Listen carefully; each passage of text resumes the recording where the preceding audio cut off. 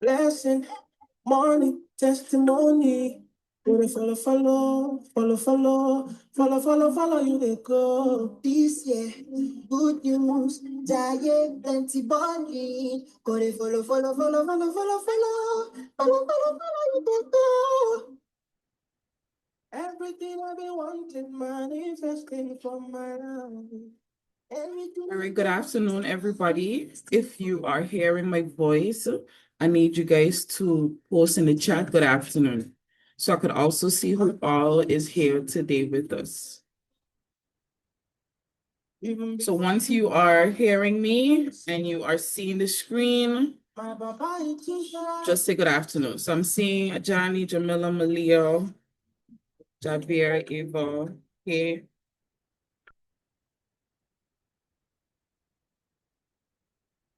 All right, so I'm seeing the messages coming through.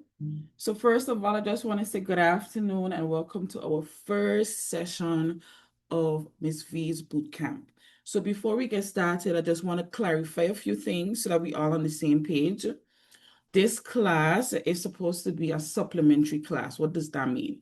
It means that you are either in fifth form, so you're learning everything you should be learning for the exam next year, or you are a private student who wants to write the exam next year and already have a lecturer, or you already go to classes and you just need some extra help.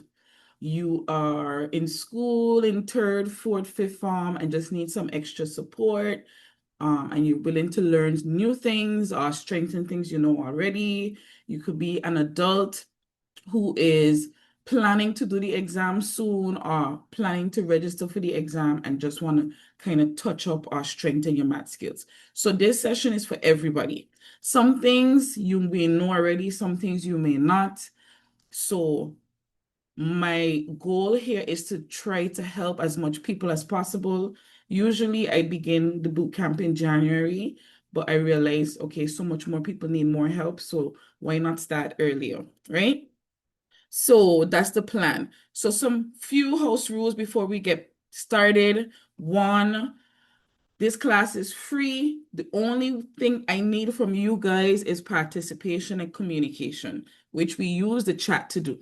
So if I ask a question, I need you to tell me, share your answers, or just be honest. So if I ask a question you don't know, don't be afraid to say, I have no idea, Miss V, not sure, because that way it gives me an idea of what I should repeat or what I should reteach, just to make sure I kind of clarify for your benefit. If you got it, say got it. So let's practice. If you got everything that I just said, say got it in the chat. So we have about over 40 people logged in so far. So I expect to see the chat moving. Another thing is, this is not a lie down in your bed, watch the video kind of class. If you don't feel good, that's okay, but you need to participate. So if we're calculating something, everybody needs to calculate. Everybody needs to make sure they're doing what I asked you to do, because this is math. If you do not practice, if you don't do it, how are you going to get stronger? Right? So today you should have your book, you should have your calculators ready so that you could write things that I asked you to write and practice things I asked you to practice. This year we aiming to pass maths. And for us to pass maths, we got to do the work. So everybody saying got it means you have agreed to the terms and conditions and we're going to get started. So I sent a quiz. No, the quiz really was, I didn't even check none of the grades. I didn't check how much anybody got. It was just for you to start seeing and getting accustomed to how CXC questions are, especially with multiple choice. Many people think the paper one is the easier paper. It is not. A lot of people struggle with paper one because you can't use calculator. You have to work in a short amount of time and you have to do a lot of work. So we're going to jump straight into looking at the quiz. So before I start the quiz, could you guys be honest? I posted it in the chat. If you did it, say yes. If you didn't do it, say no. Honesty, honesty, honesty.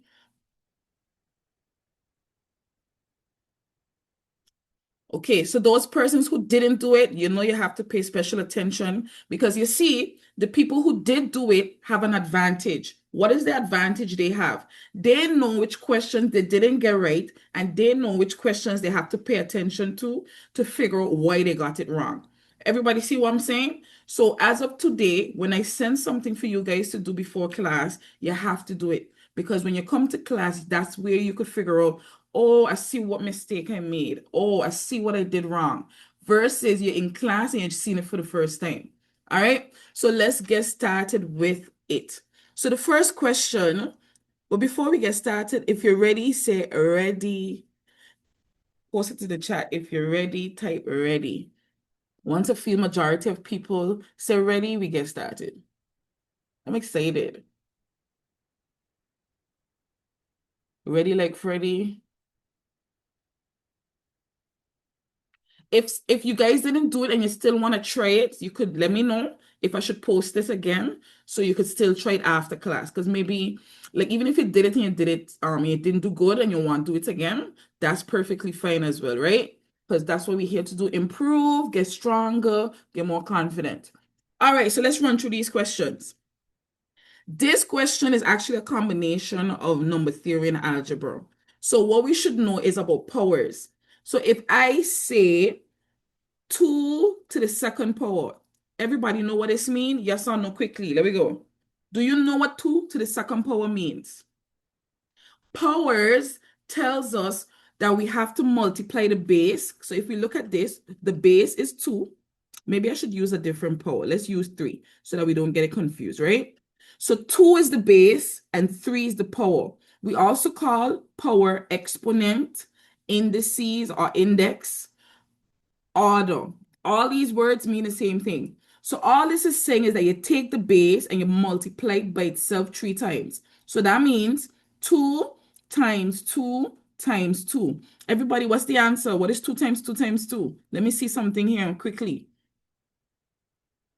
That's why I ask, because I know a lot of people would think it's 6, right? But it's actually not. What is the answer? How do I multiply this? 2 times 2 is 4, and then 4 times 2 is 8. Everybody with me?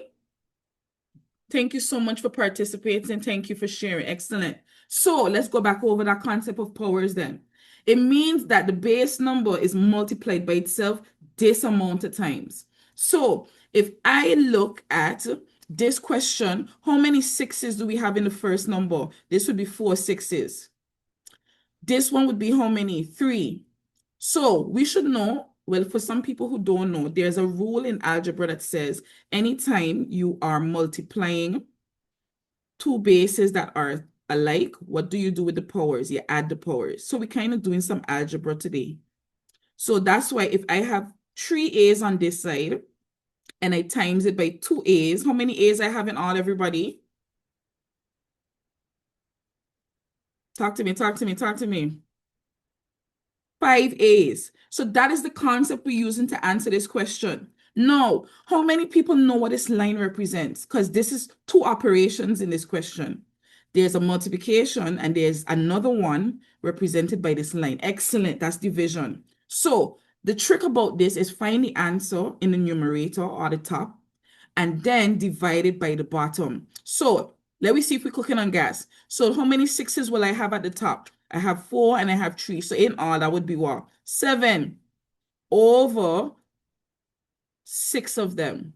No, I'm going to show you the long working for persons who want to see what this means. So how many 7s should I have at the top? 1, 2, 3, 4, 5, 6, 7. Somebody back check that for me. Is that 7? And 6 at the bottom. 1, 2, 3, 4, 5. 1, 2, 3, 4, 5, 6. How are we looking? We good to go? So what do you do when you're dividing? So this is the long method that we're using here, guys, okay? We're going to cancel. Once there's something common in the numerator and denominator and multiplication is the operation, we could cancel it. So 6 and 6 could cancel because they're alike. I could cancel again. And when you cancel, you get 1 because you're really dividing. So 6 into itself once, 6 into itself once, 6 into itself once, 6 into itself once. Let's go again. 6 into itself, 6 into itself once, So let's cancel again. Can I cancel anymore, everybody? Can I cancel anymore? No, I don't have enough sixes at the bottom to cancel anymore. So what are we left back with? We're left back with 1 6 in the numerator. So 6 over 1. And anything over 1 is itself. So that means what is our answer? Our answer is 6. If you got it, say got it. So we just did a bunch of things just now. We touched on algebra when it comes to exponents and the power rules, which we call laws of indices. We're going to see that again later when we start algebra. And then we also kind of touched on the concept of powers. All right. So hopefully everybody is okay. So let me use this as an opportunity also to touch base. Am I talking too fast? Or everybody or is going okay? Because I know sometimes I get excited, and I start talking fast. But is it okay? Everybody okay? All right, we're cooking on gas. We're cooking on gas. All right, number 2. So our answer for this one was B. Number 2. No, let me see something here. Everybody, what you think the answer is? Because I was surprised that some persons got this wrong. And I think we need to talk about negative numbers. So everybody, which one would you choose? A, B, C, or D? Don't be afraid, even if it's wrong. Talk to me. Everybody is saying the answer is D. No, everybody understand these signs, right? So let's just touch base. We got a greater than sign, the less than sign, or the equal sign. So you should know that the larger number should go with the mouth open. So like the alligator mouth. So if I had 5 and 3, I would put 5 on this side because 5 is bigger and 3 on this side because 3 is smaller. All right. So for those who didn't remember what they mean, that's what it means. Now, when it comes to negative numbers, I'm just going to quickly draw the number line. What number falls neutrally in the center of the number line? Because there's a number that separates positive and negative numbers. Excellent. 0. On the right-hand side, as we go to the right, we increase. So if I use whole numbers, the next number would be 1, 2, 3, 4. And we know how to count. So everybody should know what comes after, right? In the opposite direction, we decrease. So that is when we go over on the negative side. So what would be my first negative number? Excellent. So -1, -2, -3. So if you look at this, what you would notice then is that as you move to the left, you get smaller. So that means -4 is smaller than -3. So essentially, I like to use the concept of debt. So let's say you got -1. That means you owe somebody $1.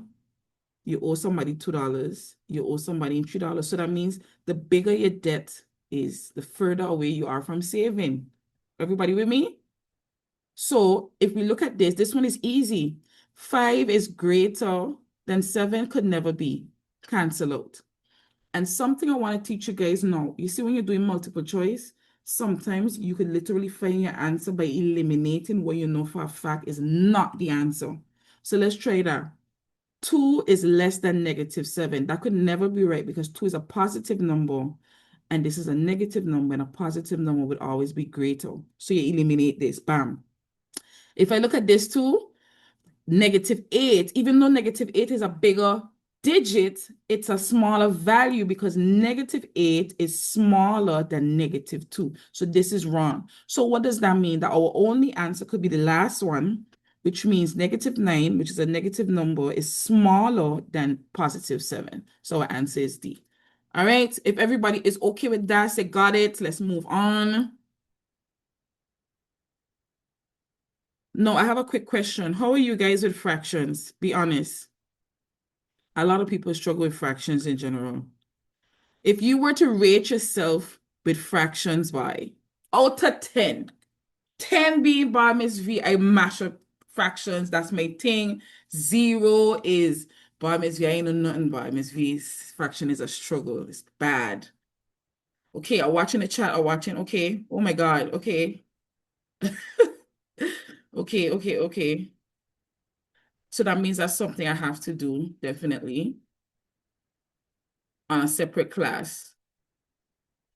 Okay, noted. Thank you guys for being honest. Thank you guys for sharing and being brave. Okay, big up yourself one time. So let's take a look at this question. Another thing I realized people struggle with is reading comprehension in math. Okay, so if you give them two things to add, they could add it, yeah. But give them a question where they have to read and then figure out that they have to add. That's where the struggle comes in. So that's something we're going to practice a lot in boot camp. So let's go. A bag of candies is shared among three siblings. James took 5/9 of the candies in the bag, and Sam took a third. How many candies are left for their sister? So, what I am going to do is take the same question, right? And use whole numbers just to come together with the concept. But before I do that, how much people know what to do? Everybody know what to do? There's two operations we got to use in this example. Anybody want to share what they think the two operations are, what you have to do to find the answer?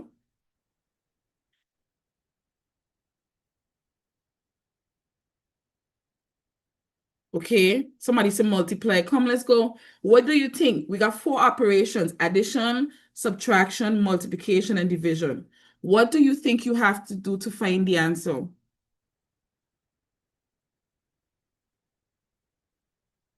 Some people saying divide and multiply, divide and multiply,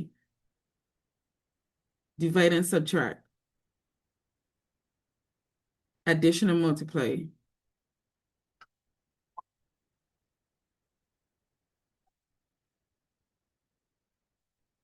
Okay, first of all, the two things you have to do. So a bag of candies is shared, right? So they consider the bag of candy as the whole.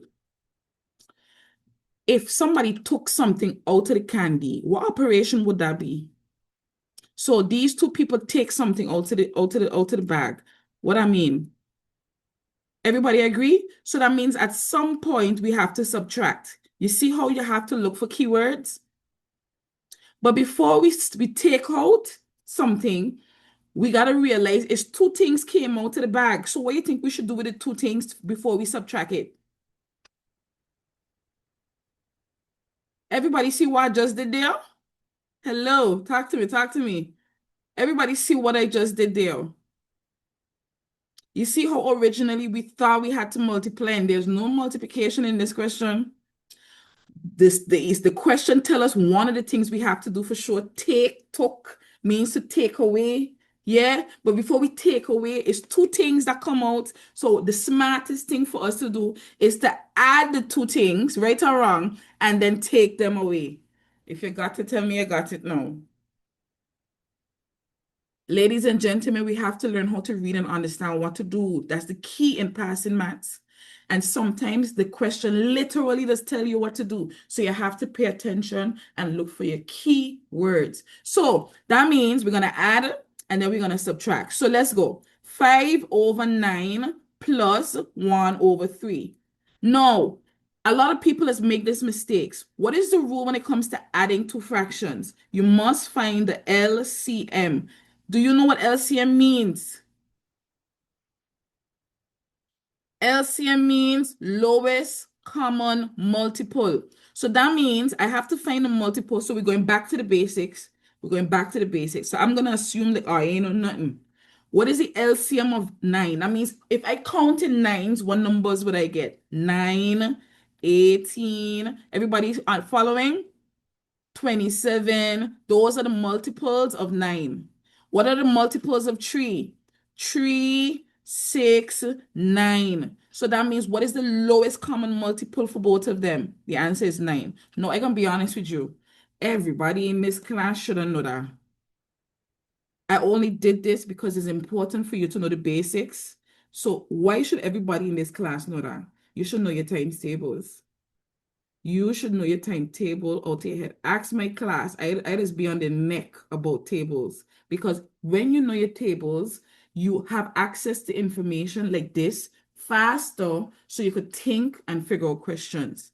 So if you know you don't know it, one of the things you have to promise me is that you're gonna spend some time knowing your tables. So since we know the LCM is 9, and what we should know is that you could never add two fractions that don't have the same denominator. Everybody with me? They must have the same denominator. So that is why we find the LCM. We must make both of them have the same number so that we could add them together. So let's go. Do I need to change 9? No. So I multiply by 1. Whatever you do to the bottom, you do to the top. So we have 5 over 9 here, plus. But we need to change 3 into 9. What do I do to 3 to change it into 9? I multiply by 3. Whatever you do to the bottom, you do to the top. So 1 times 3 is 3. So what is our answer? 8 over 9. But is this our final answer? And look at the setup. Anybody realize the setup? You realize 8 over 9 is here? Everybody see the setup? That's what us catch students. They get 8 over 9, they see 8 over 9, they panic and say, oh, ma'am, that's the answer.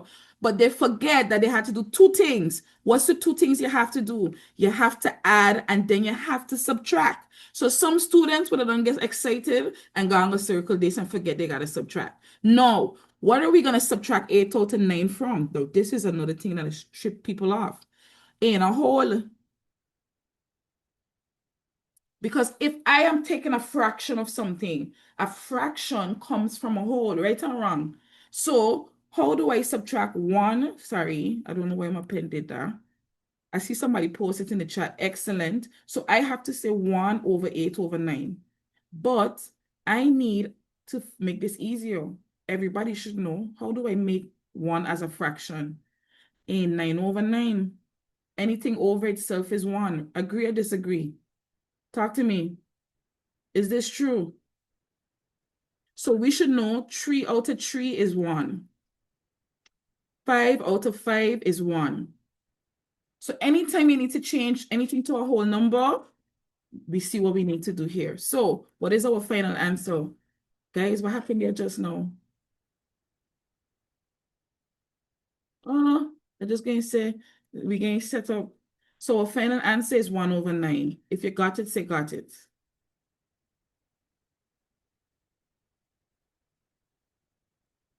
So that's us. Don't worry, we're going to go over fractions in a separate class where we're going to do all of the fractions and all of the operations. So for now, we're just going through the questions, okay? So if what we did just now, it didn't sit with you yet, don't panic. Miss V got you. All right, I taught this to my class, but how many people know about the rule where you have a negative number and the power? So I'm going to teach everybody this. If you have a negative number, right? And it has a power. If n is even, which means any even number, the number is going to be positive. If the power is odd, the answer is going to be negative. How much people knew this already? Yes or no? How much people learned this already? Talk to me, talk to me, talk to me, talk to me.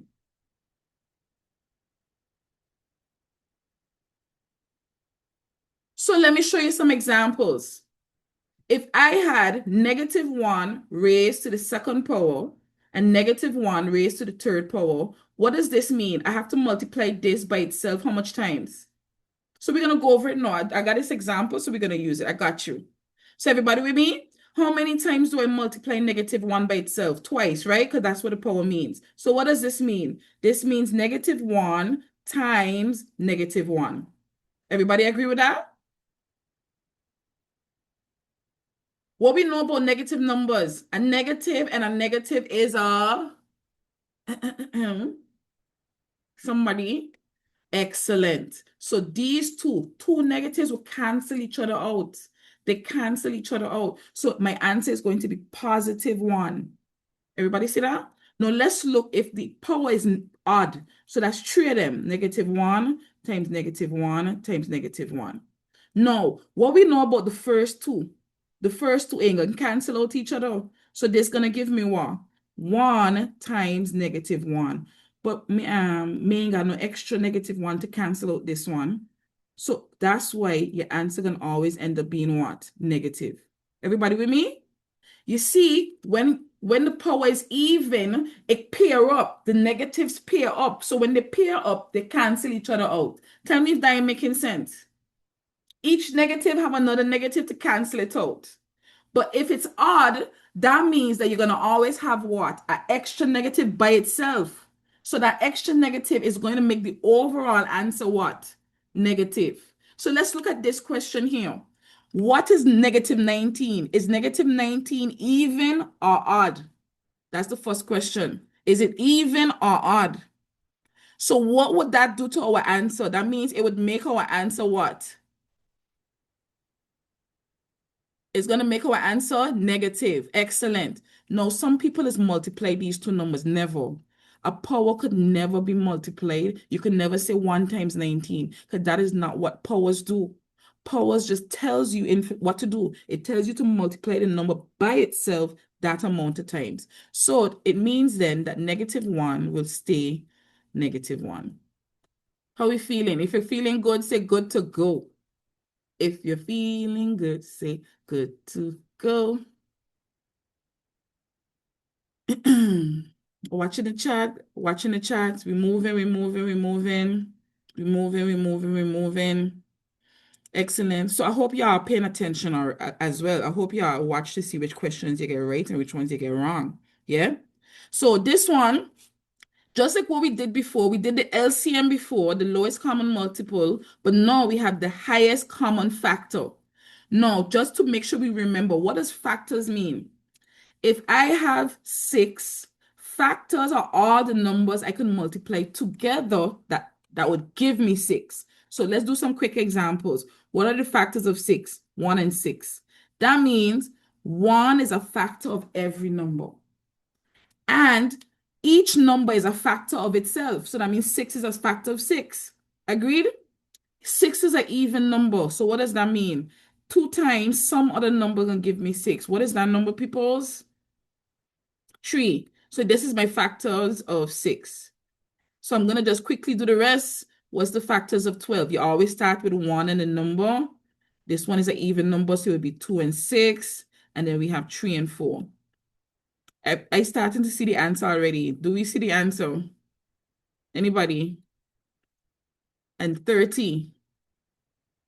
If you know the factors, you know 1 and 30. I'm only doing this just to make sure everybody clear on what we're doing. 3 and 10. Yeah, and 5 and 6. So obviously, which number they have in common? The biggest number they have in common. Excellent job, everybody. The answer is 6. All right, let's keep it moving. Now, this is something that was tricky. How much people know and understand the distributive law? So you're saying yes or you're saying no?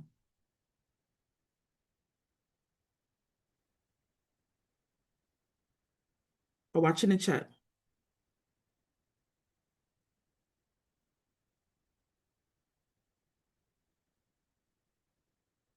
Okay. Now there's some number laws that we're gonna go through at some point, and I'm just gonna list them out, and then I want some feedback from you guys. So the first law is the commutative law. Very important. The next one is the associative law. The next one is the distributive.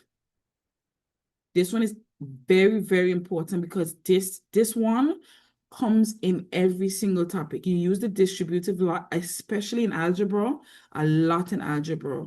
So you have to know this one. Then you have the identity. And then you have the multiply by 0. And then you have the inverse law. So how much is that law? How much laws that is? 1, 2, 3, 4, 5, 6. Out of these 6 laws, tell me how much you know.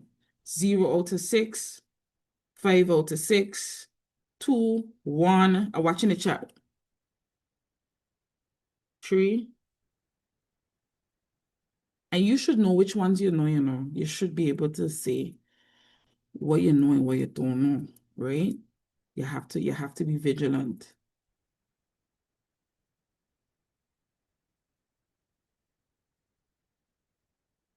I'm watching the chat. I'm watching the chat. So we got 62 people in here. I need everybody to share with me. So if you know none, that's perfectly fine. That's why we're here. Forgot them. Okay.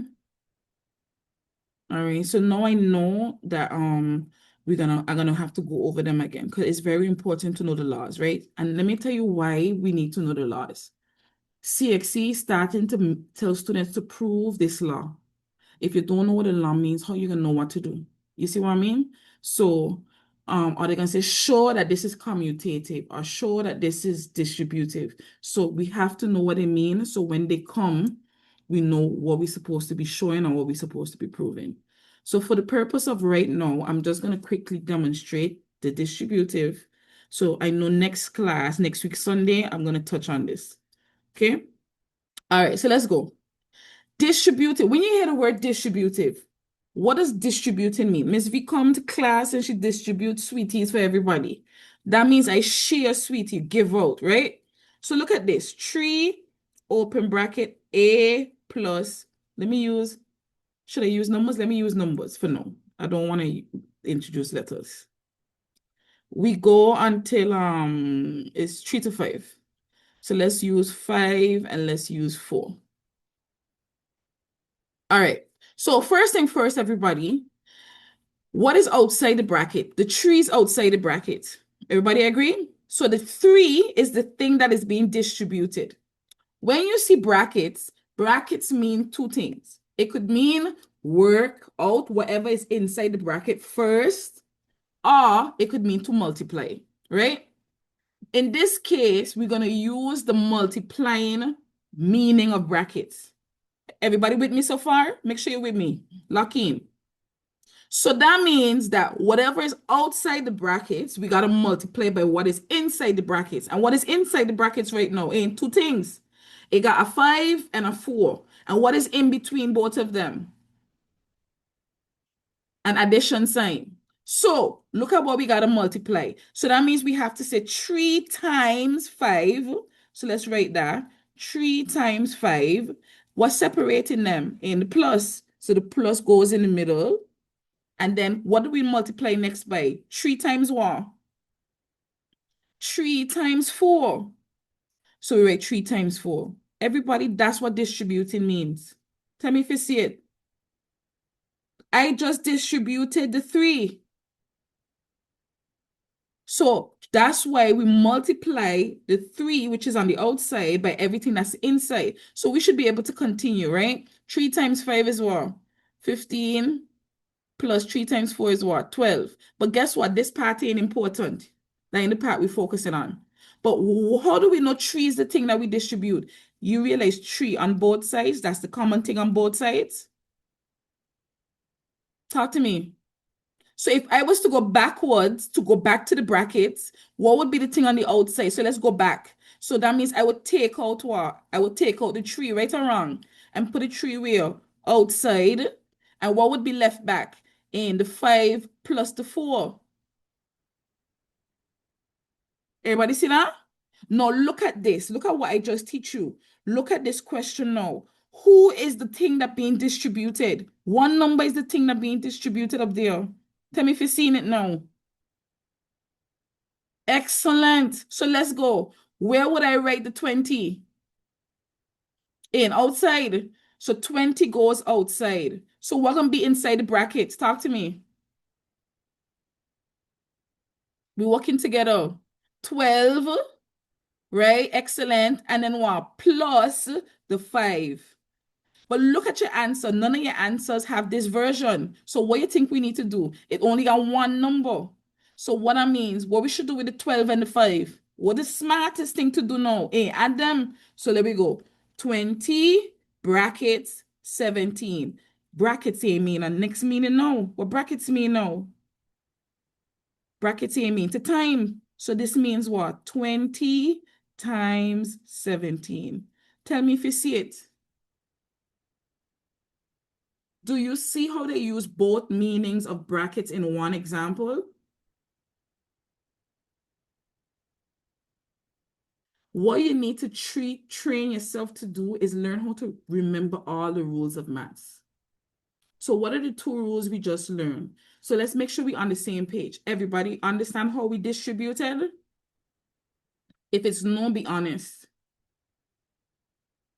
What we did, we just multiply what was outside by what was inside.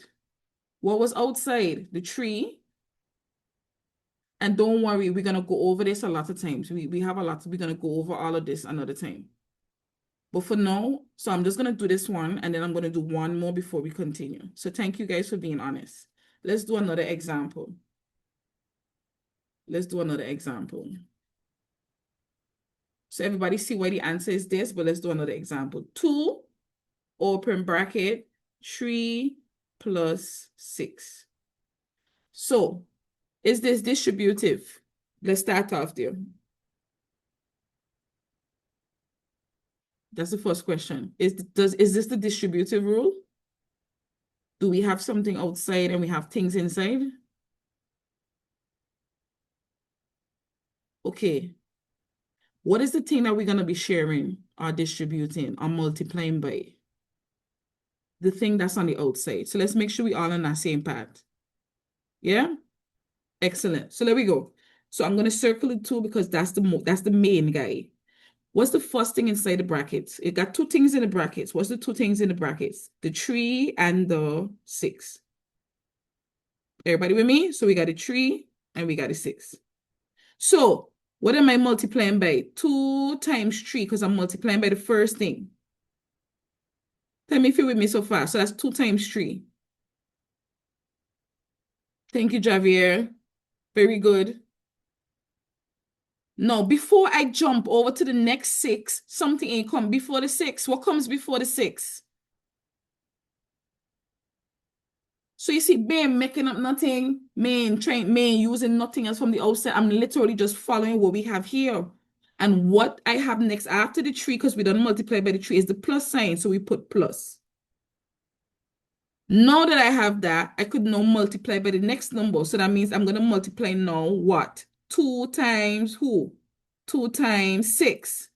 2 times 6.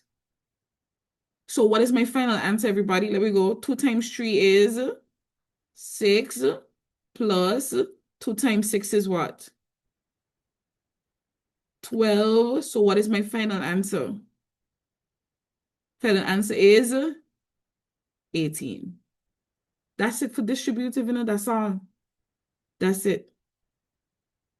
So don't be overwhelmed. And remember, we're gonna come back to this next week. For now, we're gonna move on to the next questions. So for those persons who got this wrong, I hope you understand how we got that answer. So we keep it moving. So let's go. Next question. There we go. This now is another rule like the first one. So let me show you this. This ain't look similar to the first thing that we did when it came to the powers.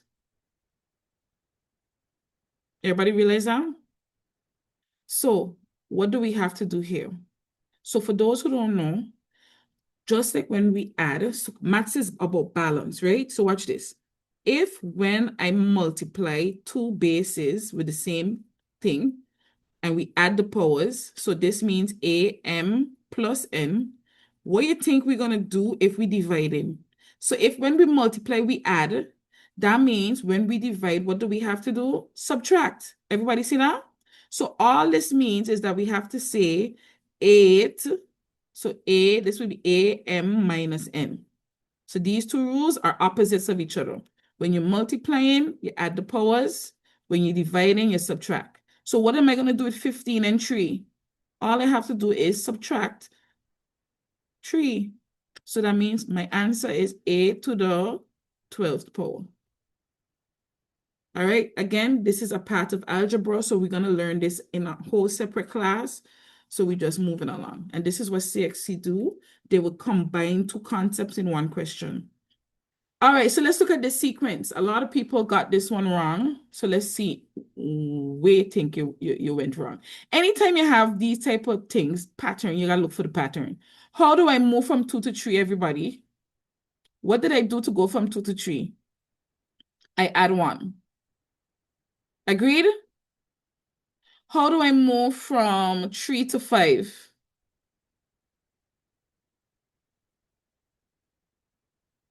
Add 2. Thank you. How do I move from 5 to 9? So let me write those numbers bigger. First, we added 1. Then we added 2. And then we added what? 4. Anybody seen the pattern yet? So what do you think is the next add number? What is the connection between these numbers? What is happening to each number? When you look at 1 and 2, what's the relationship? When you look at 2 and 4, what's the relationship? Aren't these numbers doubling? Talk to me. So 2 is double of 1, 4 is double of 2. So that means the next number would be what? Double of 4, which is what? Add 8. So that means the next number is 9 plus 8, which is what? 17. This is about, again, finding patterns and using it to find your answers. Moving on. Now, my class know that they have to know all square numbers between 1 square and what was the highest number we went up to, guys? 16 or 15 square? I think it's 16 square. 15 square? 15 square? Yeah, I think we just go up to 15 square. So for those persons who don't know, let's do this quickly. 1 square means 1 times 1, which is 1. 2 square is what? 2 times 2, which is 4. 3 square, which is 3 times 3, 9. 4 square, 4 times 4, 16. 5 square, 5 times 5, 25. So let's just make sure we pause here. How much people know the square numbers? I know my class would know because they ain't got no choice, but everybody else, talk to me.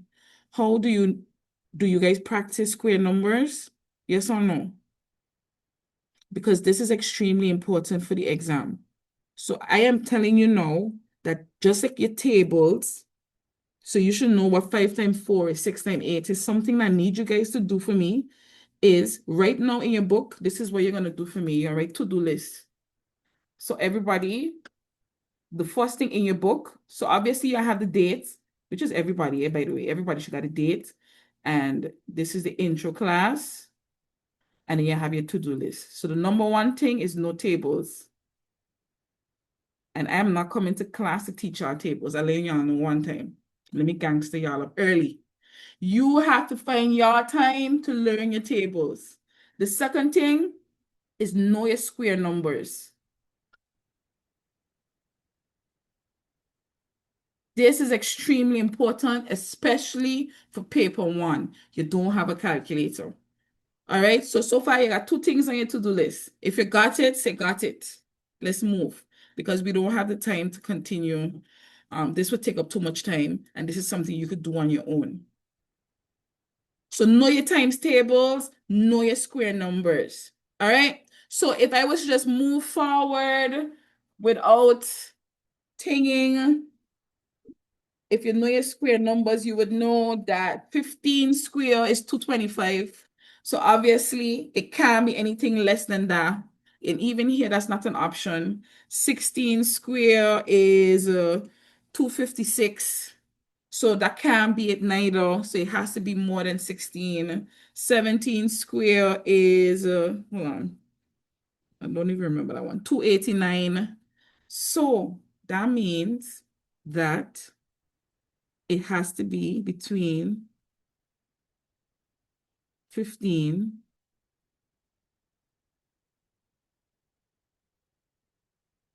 and 16.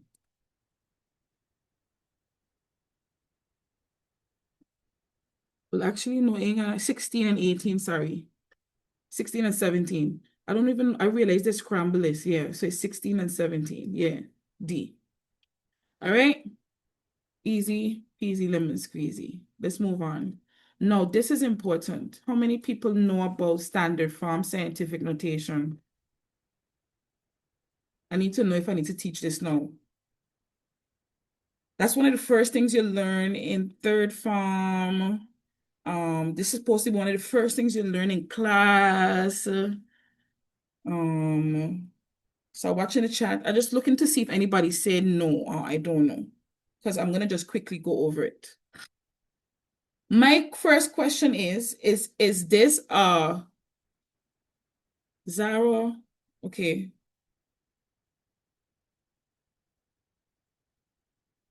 all right. So let's take some time to do this. No, some numbers are big and so small that you have to rewrite it in a different way so that you don't have to write all these zeros. And the different way is it's going to be A point B, which is some digit, point some digit, always times 10 to a power n. Now, n could be positive if the number that you start off with is greater than 1,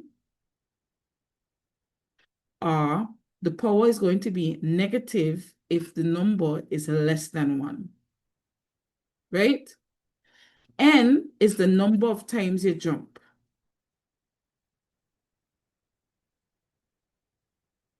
So don't panic yet. I'm going to show you what all of this means. So let's take these two numbers, everybody. Let's start off with a big number, 2148.3. Let's take the same digits, but make it small. 0, 0, 2, 1, 4, 8, 3. So let's all agree. The left-hand side is the big number or the small number? Let's go quickly. So all you need to say big or small. Is it greater than 1 or less than 1? That's a big number, right? So what should be coming to your head? That your power should be what? Positive. No. How do I want this to look? I want this to look where only one digit is in front of the point. So that means the point need to move.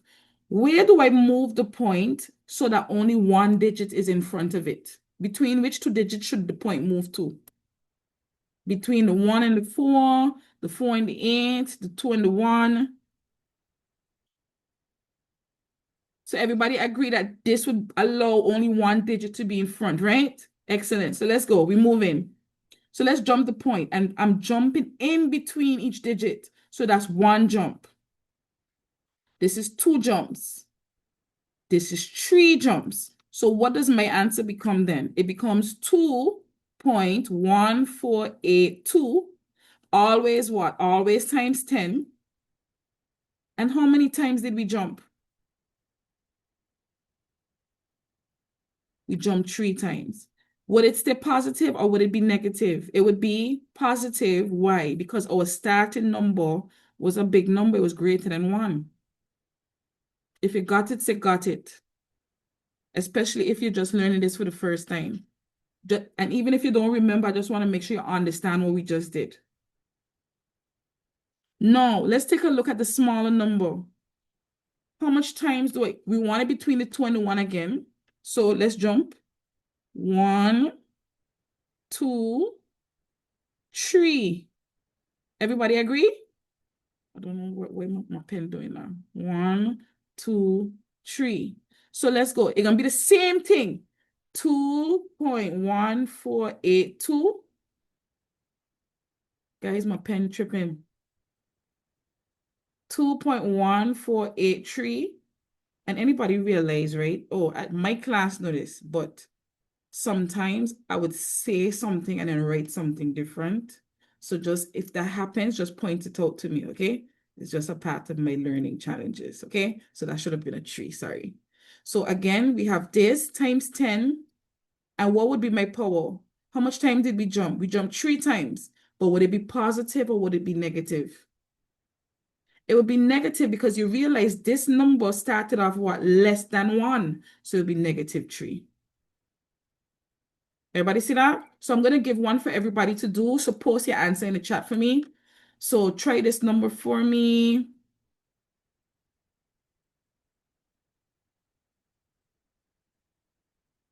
Go. Write it down if you need to. Do it. And once you finish, say done.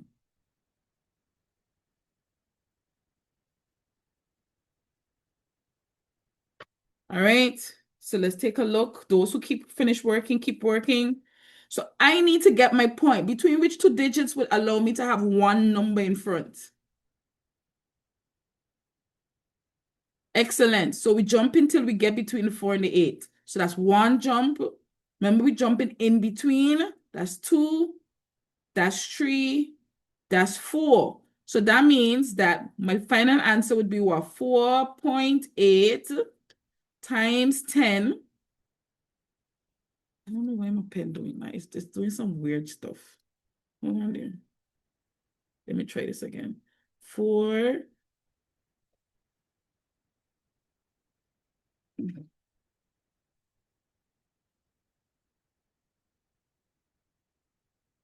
4.8 times 10. How much times did we jump, guys? 1, 2, 3, 4.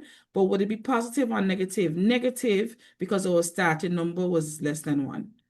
Everybody okay with that? Talk to me, talk to me, talk to me. So if I look at this, which one could never be the answer? Which one could never be the answer? Because just by knowing that, we know one of them can't be the answer. A could never be the answer because A is a big number and our power is negative. So you see, by elimination, we know what we should be looking for. You realize we ain't do nothing, but we don't know which one could never be it. So we know that out. Then because we know it's 4, if I move this once, that will give me 0.0. So it can't be that neither. So we got to move it 4 times. 1, 2, 3, 4. So this is our point. We're going to go in front of the point, a 0. And we're going to go in these empty spaces, zeros. So everybody see that? So our answer is D. I hope you're cooking on gas. And are we cooking on gas? We're cooking on gas. No, Maine even got to explain this one again. I feel proud of myself to say that this one, oh no, this is not a question.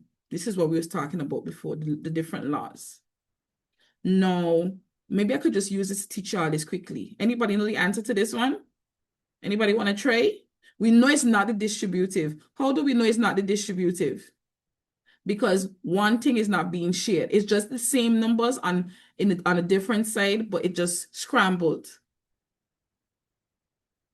The answer is C, the commutative law. So let me just quickly explain what that means. If I add 2 numbers, 2 plus 3, will I get the same answer if I say 3 plus 2? Yeah? If I said 2 times 3, would it be the same answer as 3 times 2? Yeah. So that's what commutative means. Commutative means if you take 2 numbers or a set of numbers and you add them or multiply them and then you switch them, it doesn't affect the answer. Switching does not affect the answer.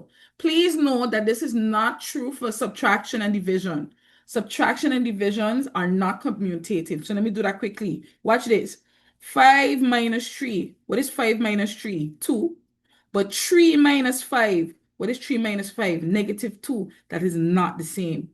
So only addition and multiplication is commutative. So this is the one that we know. No, commutative law.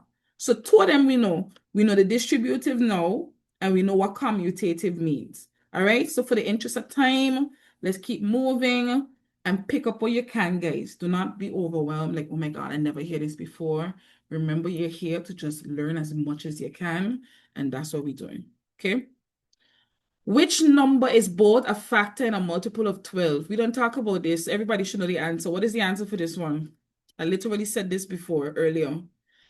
Every number is a factor and a number of itself. So just like 1 is a factor of every number is a factor of itself and a multiple of itself. So that means the only answer for 12 could be what? Ain't 12. Because 1 times 12 is 12. That's the factor. Everybody agree? And if you're counting in 12s, what's the first multiple in 12, 24, 36? Hello?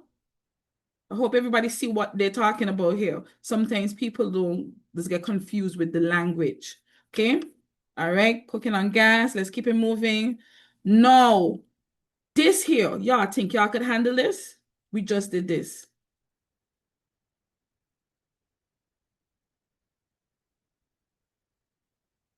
So let's break this down.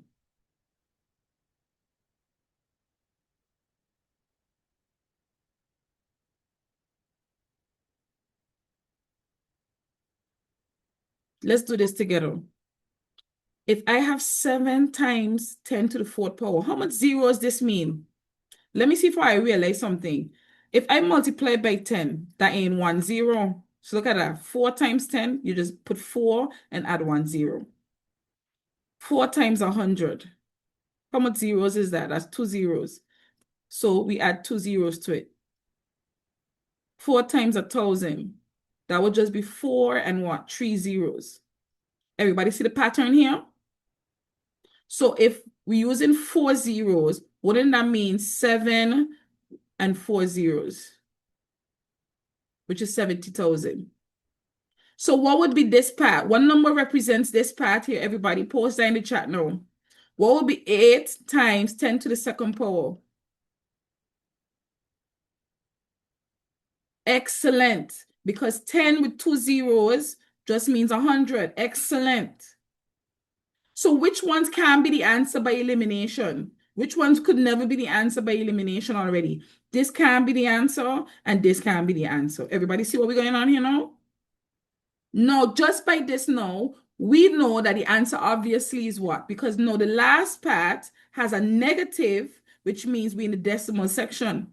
But which part of the decimal section? The first or the second? So what would be the answer you would choose if you had to make a smart guess? Come on, let's go, let's go. Which one would you choose as your smart guess? B, very good. Very, very good, guys. Let's go. Keeping it moving, keeping it moving. We did this already, so me ain't doing this one. I want everybody to tell me what the answer is. What type of law is this? Look at what happening on both sides. Do they have a common number? What law is this?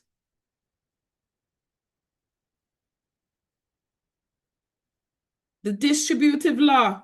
So the first question for everybody, who is being distributed here?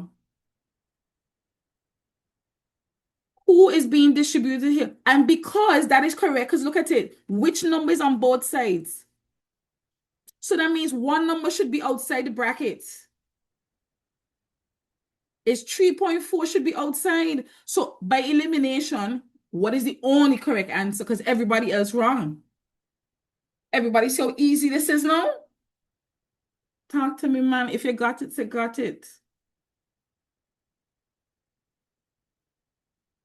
Got it. So this is how we use what we know to just save ourselves a lot of stress. Because once you realize that you have the same number multiplying, you know that 3.4 was distributed around these two numbers here. So that means that's going to be inside the bracket, and this going to be outside the bracket. And if we look here, the only one that has 3.4 outside the bracket, sure, no problem, is that one. All right. Moving along. Do you guys know this answer? Without a calculator, by the way.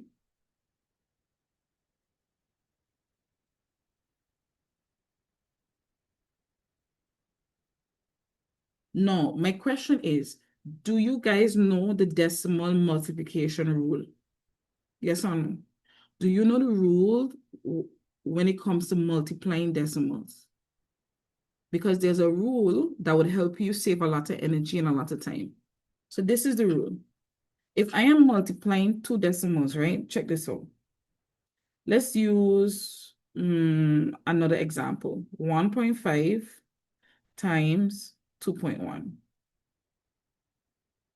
So I'm going to show you how to work this out without a calculator, and the rule specifically that's even more important.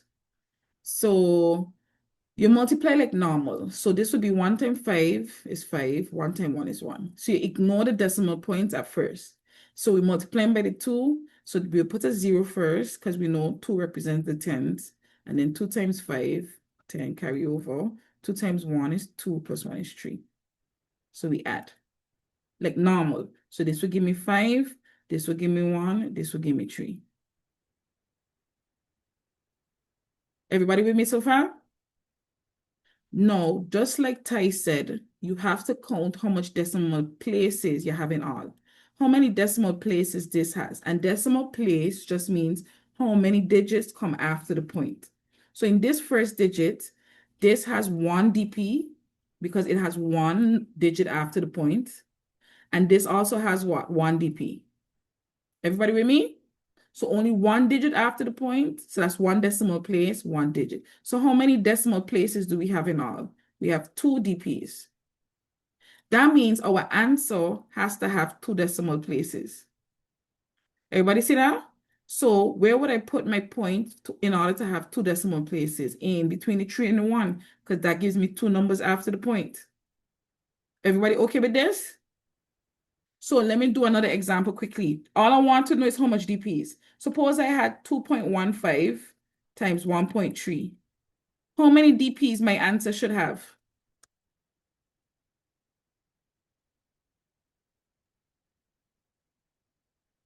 I watch in the chat. I'm not moving forward until I see most people answer. This one has two DPs. This one has one DP. So that means my answer must have what? 3. No, this is the same concept here. I am multiplying this number by itself 3 times. So what does this mean? 0.4 times 0.4 times 0.4. This is 1 dp. This is 1 dp. This is 1 dp. So in this example, our answer must have what? Our answer must have 3 dps. So if my answer needs 3 dps, what can be the answer? These two cannot be the answer. Everybody see that? Now here's the trick. What has happened when you multiply these four? What is 4 times 4 times 4?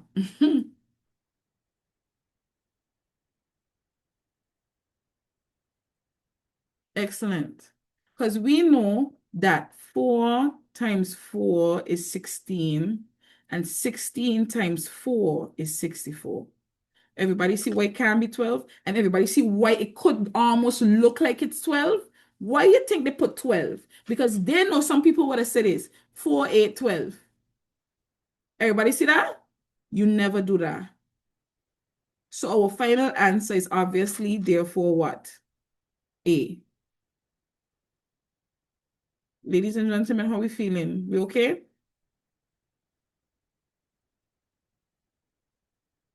Let's do a check-in. Are you could I be writing on my on Miss V board by we got Batman in the class? Hello?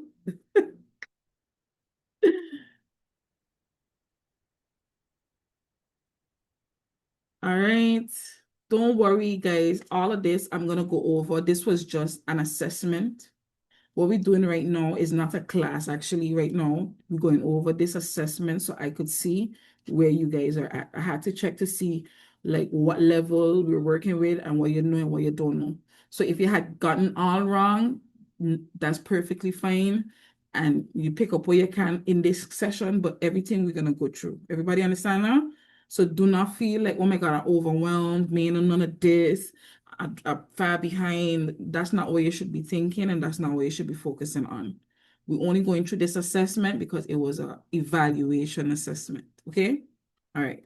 So let's look at this next one. The answer for this without a calculator is, what would you do first? And get an answer for inside here first. Talk to me. So what is inside the bracket? 2 to the third power. And we know that means what? 2 times 2 times 2. And 2 times 2 times 2 is 8. How? 2 times 2 is 4. 4 times 2 is 8. So this actually means 8, because that's the answer for inside here, to the second power minus negative 3 square.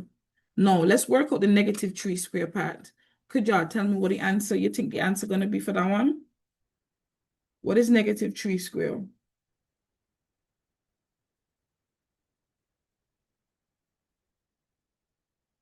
So negative 3 square means what? Negative 3 times negative 3. What did we just talk about before? A negative times a negative is a positive. See? And 3 times 3 is 9. So we know that this means minus, the answer for this is 9. And what's the answer for this part? What is 8 square? 8 square means what? 8 by itself twice. 8 times 8, which is 64.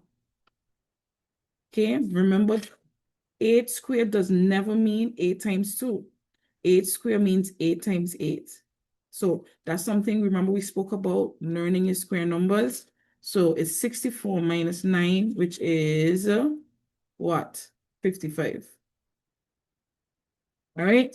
I have a question. For those who did the quiz, y'all seen some of the mistakes y'all make while I go through these questions?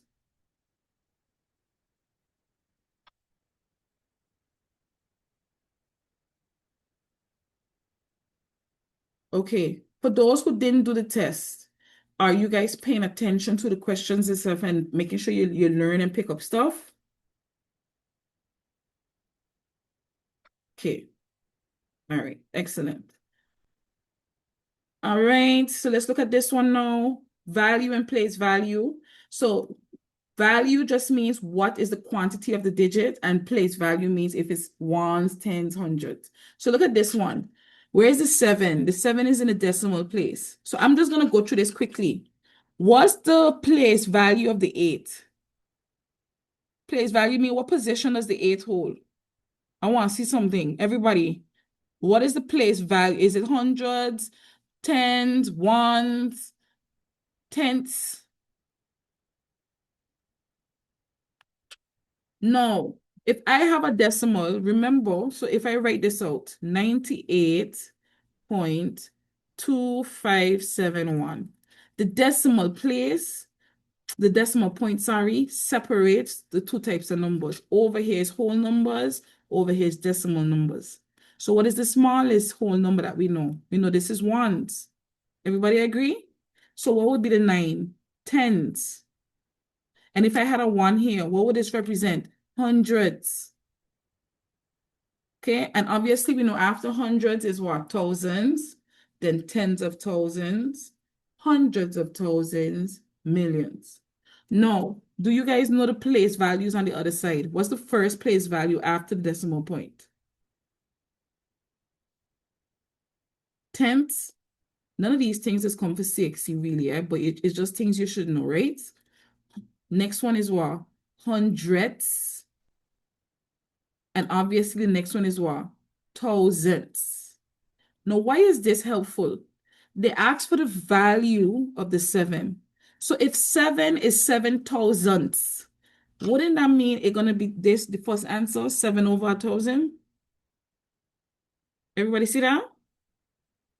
What would be the value of the 2 then? What's the value of the 2? The value of the 2 would be what? 2 tenths. So that would be 2 over what? 10.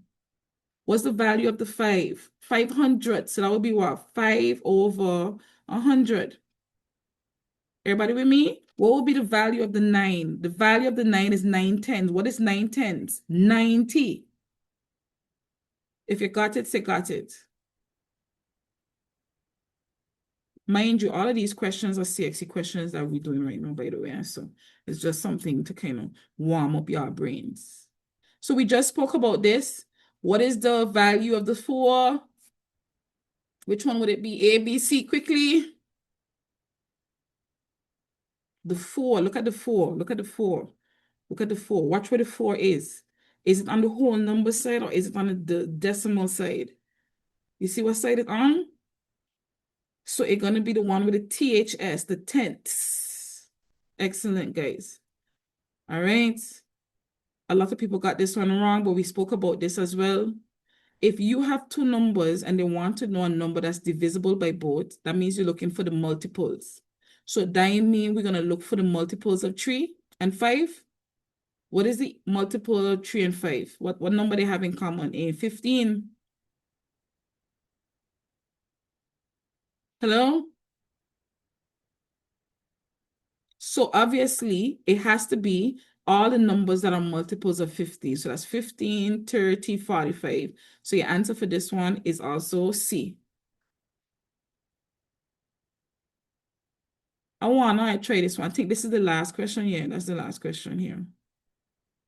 That's the last question here. A lot of people got this one wrong. Let's do this one together. What y'all notice happening with these numbers? They're getting bigger, they're getting smaller. Come on, let's go, guys. We're almost done this. Only one more question after this.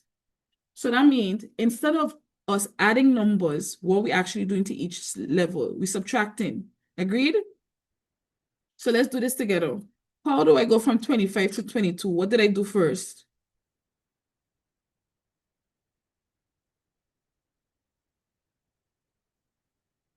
Minus what? Everybody agree with that? So the first step was minus 3. What's the next step to go from 22 to 16?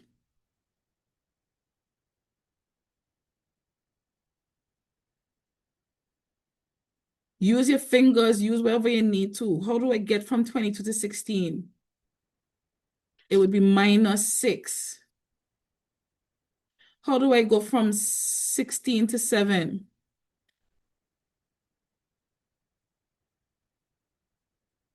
You sure?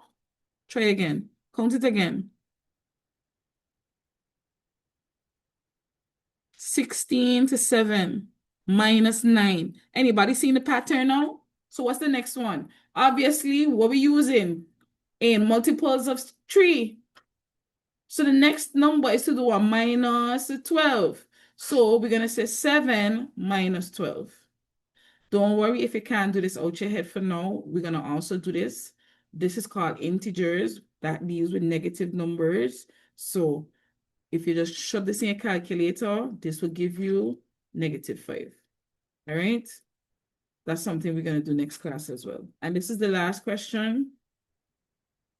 Everybody, which ones can be the answer? That's the first question I have. Which two can be the answer? By looking at the 9 part.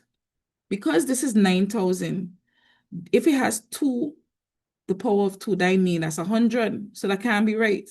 So if A is out, who else is also out? Talk to me, people. Let's go, because this is things you have to learn how to do. This is multiplication skills. That means A and C automatically out. So that means we're supposed to focus on who? A, B, and D. Now you realize D is to match, so we know that's right. Which part don't match? The 5 and the 5 part. So this one said times 1 and this one said times 2. Which one we think is the right answer then? Because this represents 50. So the answer must be what? The answer must be B. Excellent. So now that we finish, how y'all feel about these questions? Were they that hard?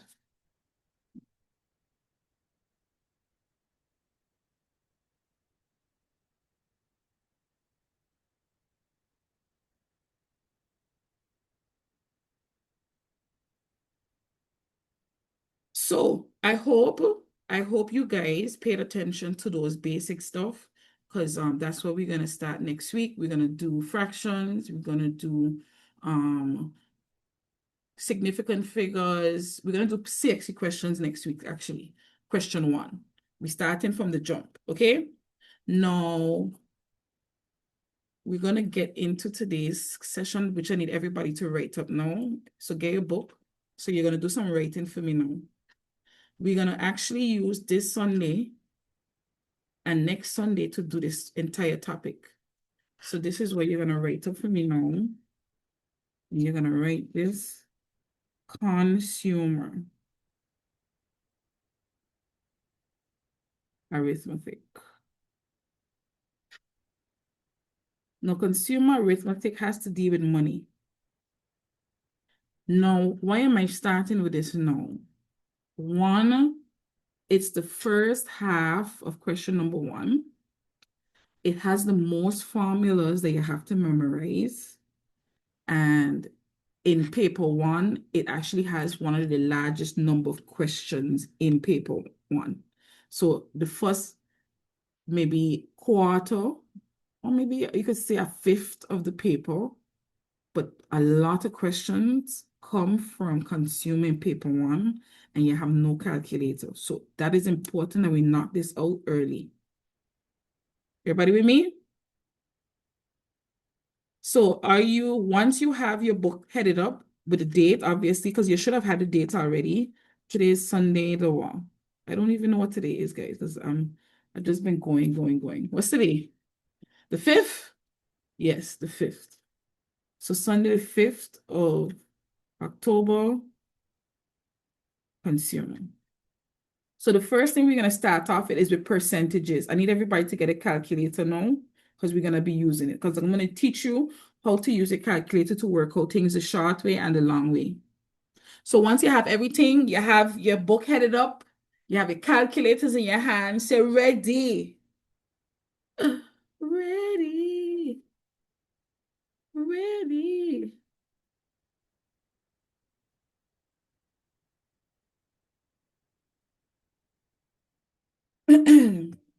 They're my favorite songs along. So we done do our first hour of class. Well, now we actually getting into the actual class part of it. I hope everybody's okay. I hope everybody following. I hope everybody understand what we're doing. So let's get started. So some things you're gonna write and some things you're not gonna write. Okay. So I'm gonna let you know what you're gonna write for me and what you're not gonna write. So for now, what we're gonna do is not necessarily something to write, but something I need you to practice with your calculators. If my screen would not spaz the way it's spazzing. Okay. Everybody know what percent is, right? When you hear percent, you know a percent is out of 100, right? A percent is almost like a fraction because it represents a portion. So these three concepts are literally twins, not twins. What you call children that is born in trees? What? What you call that? A triplet. Oh my God, I had a brain fat there just now because I did not remember that word. Triplets. So you see fractions, decimals, and percentages, they are triplets. They are the same, they represent the same type of information, which is a portion, a piece, a part of a whole. Everybody with me? So some people might say, oh, I have zero point 0.5 left. But everybody know what zero point 0.5 mean. What does zero point 0.5 mean? In a half. What is another way for us to say a half? In 50%. What is another way of saying 50%? In 1 out of 2. So those three things, people mistake it, they think is different thing. It's the exact same thing. What you need to know is how to move or change one into the next. So everybody calculate in your hand. Once you have it, say got it. Once you got the calculator in your hand, say got it. I'm going to start off with something easy. We're going to say a half. Everybody should know what this means. What would you type in your calculator to change this to a decimal? This means literally 1 divided by 2. So in your calculators, type that in for me, please. Let's make sure your calculator also set correctly because some people, if your calculator don't give you the right answer, that means you need to reset your calculator. So type your answer what you get. We all should be getting the same thing. Everybody should be getting 0 0.5. If you don't have a scientific calculator, you can use your phone, but you must have a scientific calculator. Okay? Everybody got 0 0.5? No. So what we did was change a fraction to a decimal. How do we change a decimal to a percent? You know you just have to do what? Multiply by 100. So you have 0 0.5 already in the calculator. Multiply by 100. What you should get. So we're starting off easy. Everybody should get 50%. Everybody with me so far?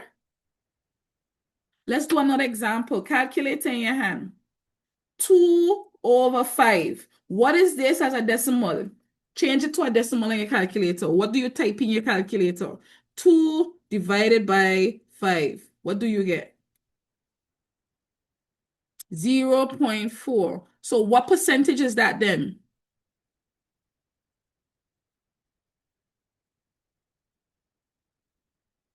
Everybody following me so far?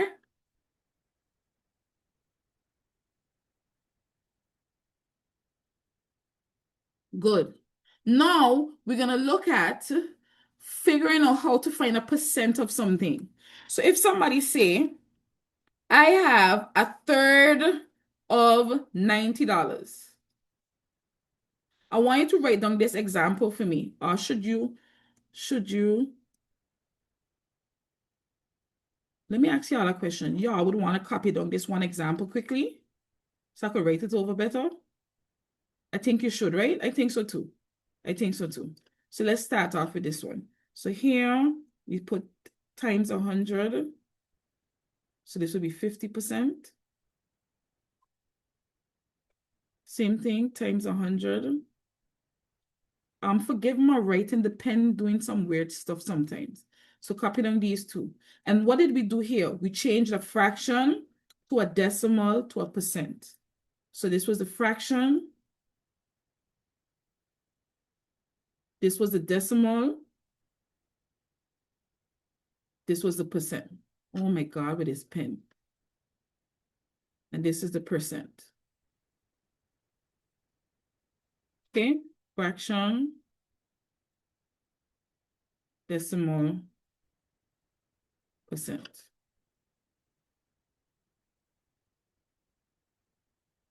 Once y'all finish that, say done, please.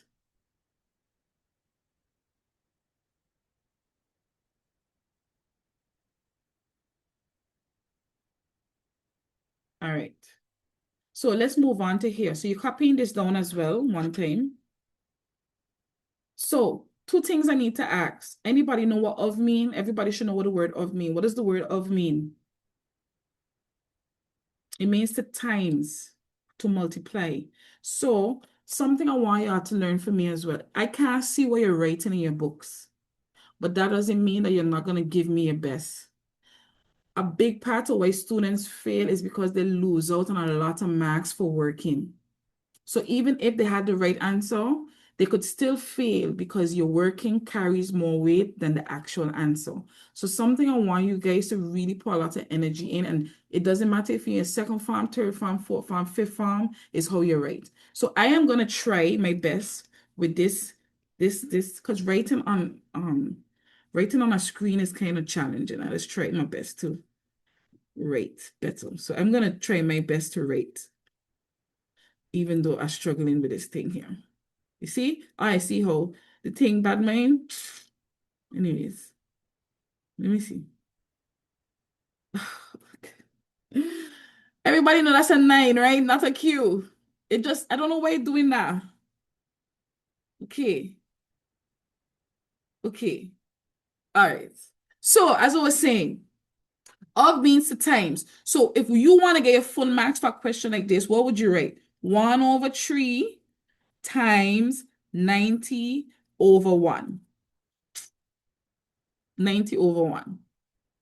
Everybody okay? No, I'm going to show you the long way and the calculator way. How would I work this out? The short way. But before I do that, if you're locked in, say locked in, lock it, locked in, locked in, locked in. And I'm not starting until I see majority saying, just confirming that they're here still, they ain't pass out. Everybody should be up seated with your book and your pen in your hand and your calculator ready. Excellent. So there we go. Because this is something we're going to do next week on the fractions, but I'm just going to quickly go. When you're multiplying fractions, you cancel. You could cancel two ways. What's the two ways you could cancel? You could cancel up and down or diagonally. Another way of saying this is you could cancel a numerator and a denominator. You cannot cancel two numerators. You cannot cancel two denominators. Everybody understand that? So if there was a number here, I can't cancel across. I could only cancel up and down or diagonally. In this case, can I cancel diagonally? Yes, because 3 can go into itself and 3 can go into 90. So watch this. 3 into itself goes once. So you see, I put my 1 here, so it's clear. Now watch this trick. 3 can go into 9 3 times, and then you put back the 0. Everybody see what I did there? So what do we do now? We multiply straight across. 1 times 30 is 30 over 1. But because we're dealing with money, because I didn't just find a third of 90, I found a third of $90. So our final answer is what? $30. So this is the one everybody has to do for me now. Find 2/3. My. I okay with the scribbles? Like if the scribbles stay. Like y'all understand what I'm trying to write, even though it's doing that? Because it triggering me, right? It triggering me. 2.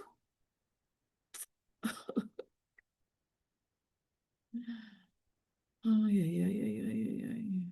2/3 of $60. Everybody do that one for me quickly, and then I'm going to show you how to use a calculator to work this out quickly. So do it, show your working, get your answer, and then post your answer for me.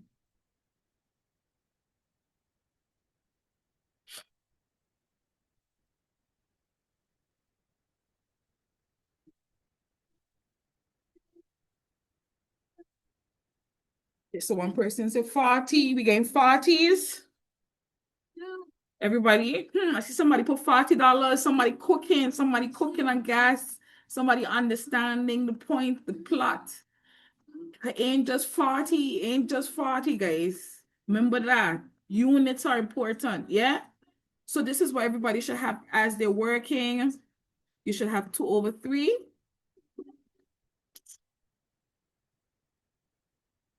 times 60/1. It's so frustrating.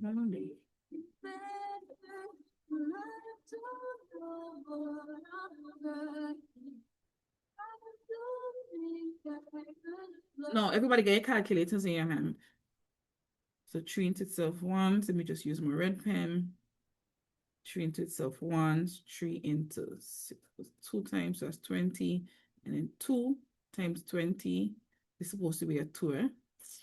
Is 40/1, so it's $40. How do you put this in your calculator, everybody? This is where you type in your calculator. Everybody ready? You would type in your calculator 2/3. And what does 2/3 means? 2/3 means what? 2 divided by 3 times 60. So that's where you're going to type in your calculator. 2 divided by 3 times 60. And tell me if you get the same thing.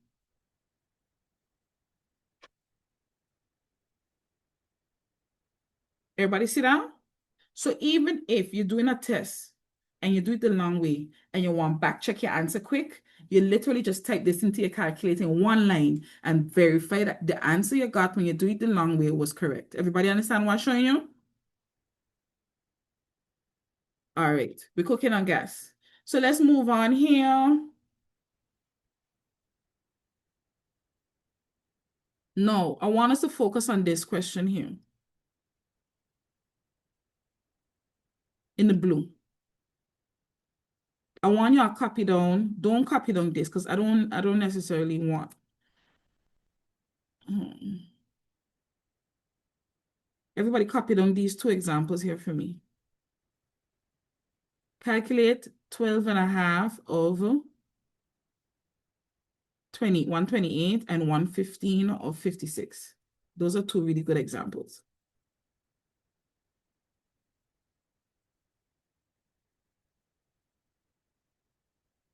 Now, when you're finding a percent of something, remember what 12.5% means.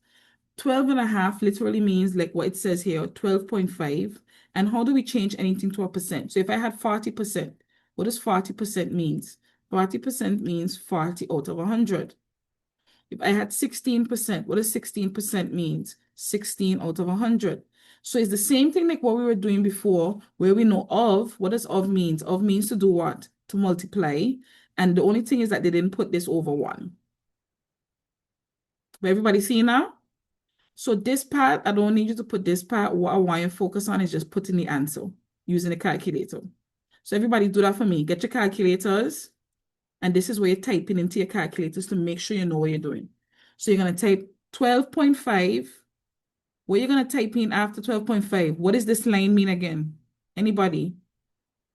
This line means to do what? Divide. Very good.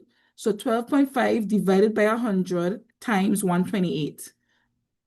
And make sure you get 16. If you got 16, say got it. Everybody should be doing this. If it's one thing I need everybody to do is make sure you could use a calculator correctly and get the correct answer. So make sure you copy this down. Then you're going to do the second one too, which is 115% of, and do you know what 115 mean? That ain't mean a little bit more than the whole. 100% represents a whole. So if you have any percent over 100, that ain't mean a whole plus a little bit more. So that means that you know your answer must be bigger than 56. Everybody see what I'm saying? So do this one for me as well and back check if you get this answer. So you put 115 in your calculator, divided by 100 times 56, and tell me if you get 64.4. All right, how we looking, guys? So two things we practicing. We practicing our calculator skills, and we also practicing our writing, our working skills. I hope everybody writing, I'll find you guys where you live and pull up on you and ask you to show me.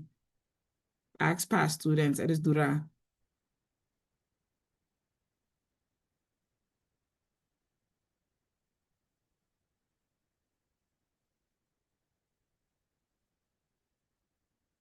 All right.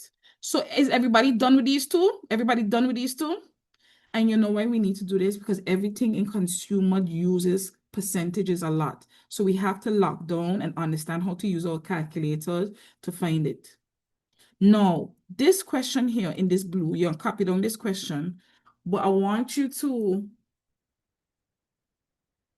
know what about this is different. So everybody, first of all, copy down this question. Do not write this part down, just the blue.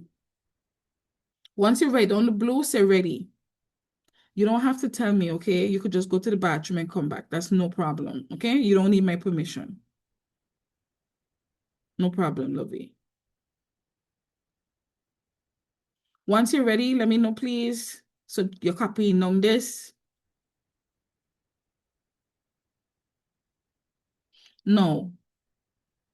A lot of people don't realize what is different about this question. They are actually asking you to change this information to a percent. Whenever you're changing anything to a percent, what do you always do? You multiply by 100, than what we was doing before when we changed the decimal to 100. Yeah?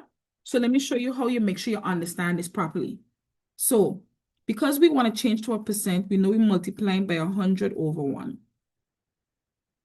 But we got two numbers that says express 15 as a percent of 25.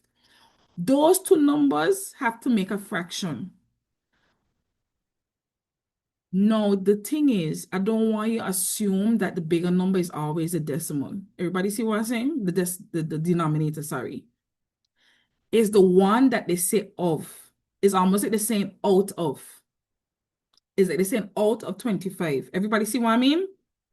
So that is why 25, so Ty is right. So 25 will go to the bottom because it is of 25. So it's 15 of, almost like they're saying out of 25. Everybody put this in your calculator. Tell me where you get. Make sure you type it in your calculator because you're going to get another example to do for me.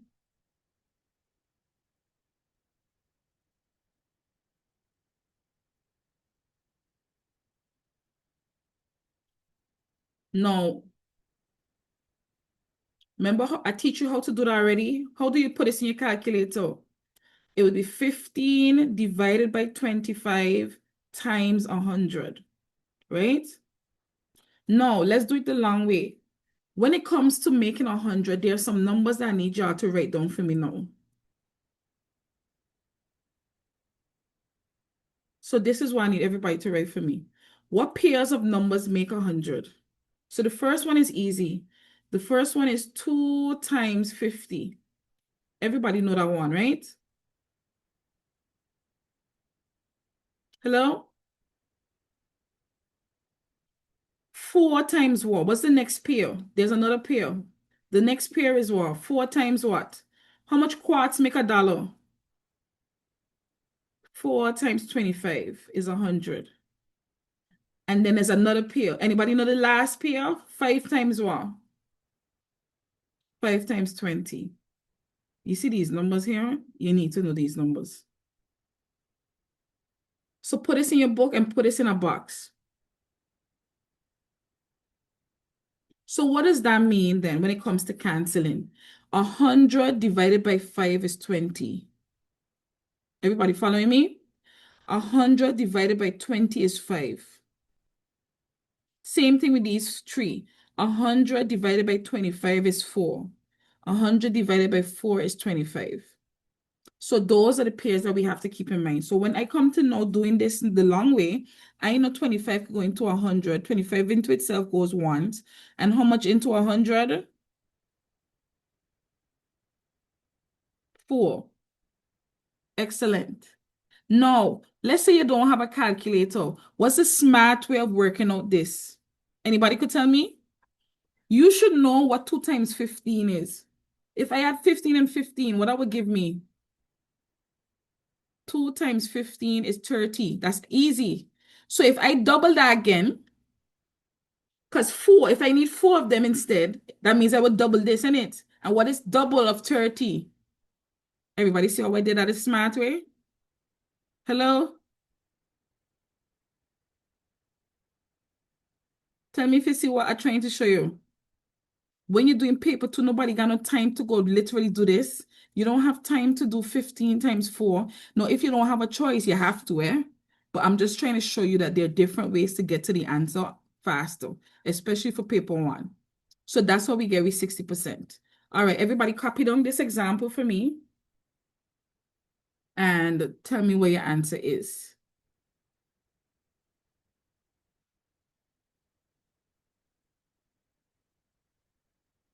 All right, this starting to look like a special font.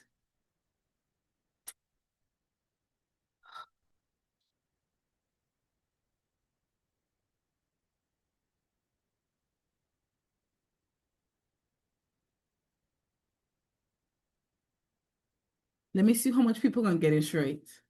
And I let y'all know if you ain't if let me see if y'all listening to me. I can just accept that the pen want to do its own thing, and I think it's just trying to put on a show for you guys, to be honest. It just want to be fancy. So we're gonna work with it. So somebody say 80, 80. Let's go. I'm not moving on until I get more answers. I want to see how much people paying attention to what I say.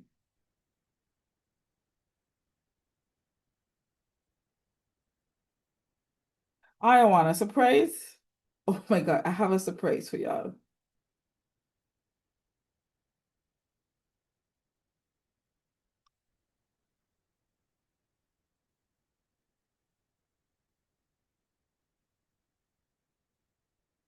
Only one person post the answer.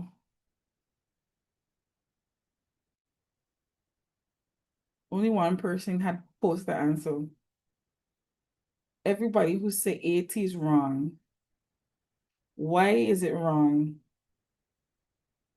We know we want a percent, so everybody know that they have to multiply by 100. Hold on, guys. Oh, I seen the light. So let's go, guys. Let's go. Let's go. Let's see where you guys went wrong. Y'all assume because y'all seen 8 and 10, 8 is the numerator and 10 is the denominator. That's not true. I said, what percent of 8 is 10? So we change into a percent. So we all agree multiplying by 100 over 1. Who is the numerator? Mm-mm. Is 10 of 8. What did I say about the number that they speak about when they say of? That ain't the one that you're really going out of. Tell me if you see what I'm saying now. Of 8 is 10. So who is the denominator? 8 is the denominator and 10 is the numerator. Tell me if you're seeing it now. This is a question that has come on paper one, and this is a question people just get wrong all the time. When we start doing past papers, you're going to see what I'm talking about. But if you got it, say got it. If you don't got it, say don't got it. Talk to me now. Let me go. Talk to me. Talk to me if you see what I'm saying. You have to be careful. You can't assume that that's just the denominator. You have to pay attention. When we did this example up here, let's go. So this is where we have to now match what I say with what I do. When we did this example here, everybody, look at this example here. What was the number one thing I said? I said you don't assume that the bigger number is the denominator, right or wrong? What did I say when we was explaining this? They say express 15. That means 15 is the star. 15, they want 15. Whenever they talk about the number is or express as, that's the focus number. Out of 25. Talk to me. So that is the reason why 15 is on top of 25, out of 25. In this example, who are we out of? Because it says here, what percent of who? Guys, me think. Hold on. And I really appreciate when people share and be honest about what they don't understand. So let's go here. What percentage of 8? So that means that what is the denominator in out of 8? Is 10. That means 10 is our focus, is the language, is the words, is the keywords. Everybody see what I'm saying now? Out of 8. Even though the out of ain't deal. If they say of 8, that means you're coming out of 8. Is 10. So that's why 10 is the numerator. Everybody see that? So what we plugging in with calculators right now? Let's go. What we plugging in with calculators? 10 divided by 8 times 100. What do we get? We should get 125%. Doesn't that make sense? Doesn't that make sense? Because 10 is way more than 100. 10 is way more than 8. So it must be more than 100%. Talk to me, talk to me. Tell me if it clicking, it clicking. Tell me if it click. I like when people say, oh yeah, I just be like, clock it. I should see me clapping my fingers, yeah, period. So let's just make sure everybody okay now. If you got it, say got it.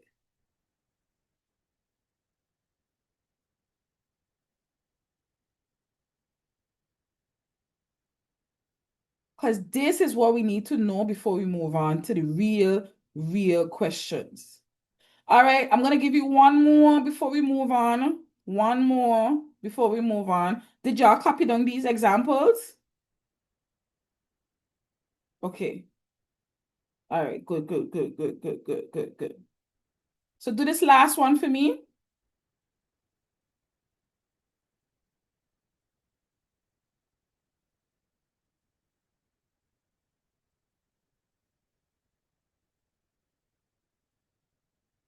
You realize every time I give you one, the sentence changes. I don't ever give you the same sentence because you have to learn how to read and pull out the information.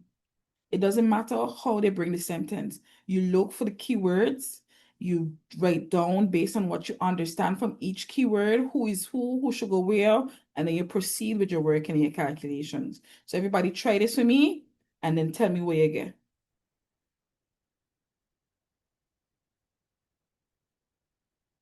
Don't forget your unit, 64 what? 64 cents, 64 sheep, $64.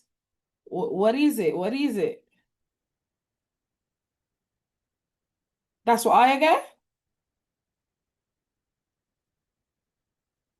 Are you sure? Are you sure? This is your last chance. Do you have it right? It's clicking. Ladies and gentlemen, I have some news for you. Your answer is, oh, let me take a deep breath. Your answer is, some people changing up the answer. Guys, your answer was right. 64 is right. Why is 64 right? Who is the denominator? Talk to me, talk to me. Let's see. Who is the denominator? Who is the of value? So it's going to be out of 25. Who is the main character? 16. So it's going to be 16 over 25 times 100 over 1. When you plug that into your calculator, what do we get? 64%. Ladies and gentlemen, I hope you understand what we did just now. We're about to move on, darlings. For those who didn't get it right, I hope you see the mistake you made, yeah? All right, then we're about to take away now. Yes, mate. Oh my bloody hell. Let's move on now. So we have 10 more minutes. Well, not 10 more, but maybe 15. Let me see what else we could do before we go. Let's see. Profit and loss. How much people know about profit and loss? That's an easy concept. Now, everybody should know what profit and loss means, right? So I'm just going to quickly touch on it because I know everybody like money and nobody don't like going anywhere and losing money. So I know everybody should have some basic understandings of certain things. So if you buy something, so this is the first thing. If you buy something, you're buying it for something called a cost price. So we're going to call that a CP. So what does the CP means? What does CP means, people? What does CP means? So we're going to write that down together. So everybody, CP is the cost price. So obviously, what does SP mean? Selling price. Okay. If I make a profit, who is bigger? Who is bigger, the SP or the CP? So that's how you know who goes first in the formula. Hold on, the other. So because it's the profit is equal to the bigger one, which is what? The SP minus the CP. Everybody see the point I'm making? The profit, you write the one that comes first, the bigger one. So who is the bigger one? The SP is bigger. So that's why it's SP minus CP. When you make a loss, who is bigger? CP. So CP comes first for the formula. Put this in a box.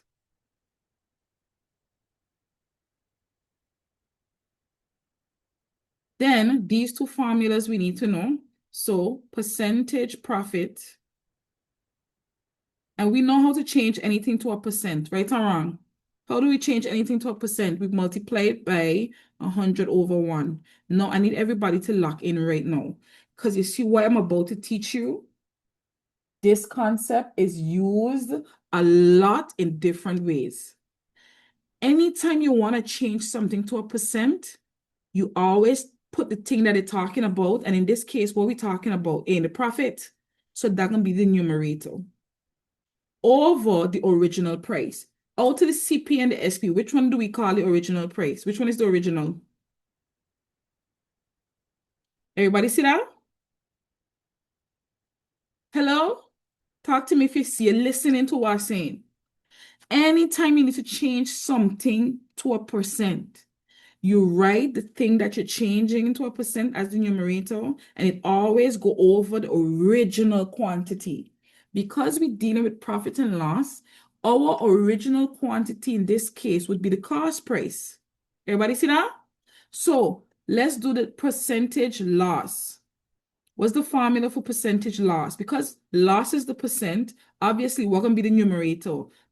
L over the original price. What's the original price? The CP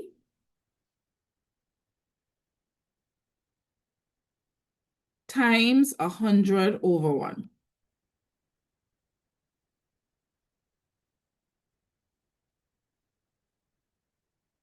Once you finish copying this down, say done. No, I'm going to give y'all something that a question that came my year for CXC, and it was so easy. People make some crazy mistakes. And I'm going to test that theory right now. So we know to find the profit and loss is simple. It's just a matter of what? Subtraction. Everybody agree? So what we're going to do now, we're going to end class with a class activity that we're going to do together. And I want to test your attention to details. So as easy as this is, a lot of people, don't forget, this make mistakes. So we're going to draw a table. Let me do it in black. We're going to draw a table.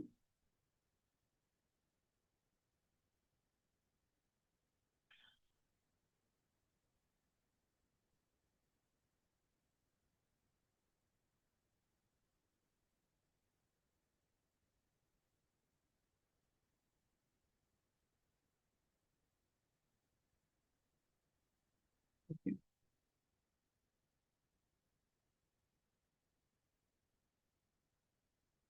So don't write for now, guys. Just follow me for now. Let's do it together. We're gonna do the first few together. So the item, the CP, the SP. So it can either be P or L and P/L%. Okay, y'all ready? Are you ready? This is our last activity for the day. So everybody better lock in, eh? I'm telling you no. Even if you don't post your answer, I still need you to try because this is what's going to test your level of thinking and where you need to improve on. So let's say the first thing we're looking at is a phone, a Samsung, because we're in team iPhones here, team Android. Yeah. So I am going to give you something. Let's start off easy. Let's start off easy. I'm gonna say mm, at 3,500. I'm gonna say a 4,400. I'll say 400. Ladies and gentlemen, what do you think we need to calculate right now?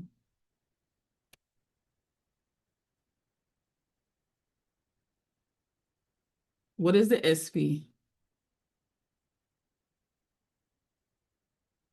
What is it?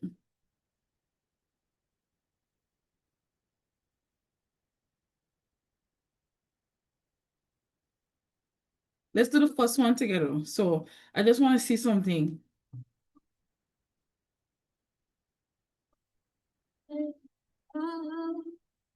How did you get out? How did you know that you were supposed to add? How did you know that you were supposed to add?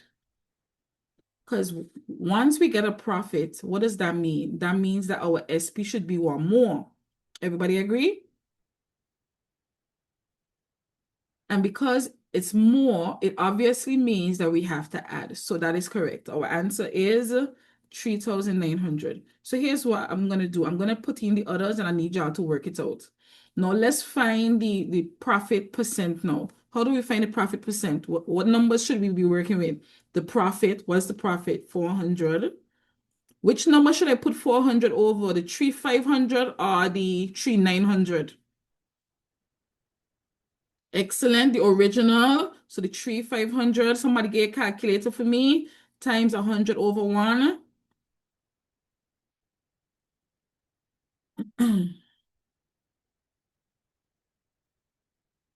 What percent we have, guys?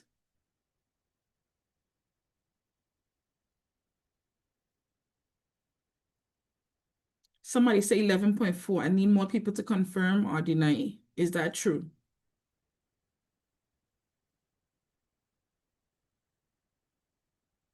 Do we agree? Excellent. So our answer for here is 11.4. All right. So guys, I'm going to add the 4 more questions and then you're going to do it for me and then we're going to go over it and then that will be it for class. So copy this down for me.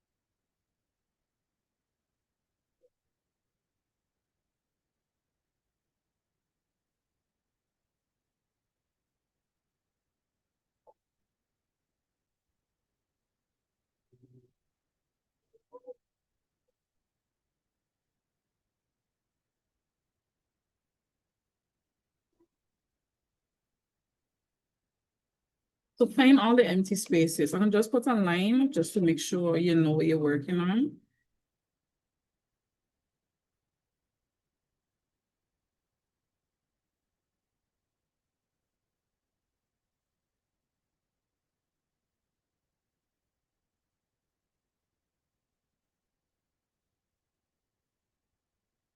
Should be a dash.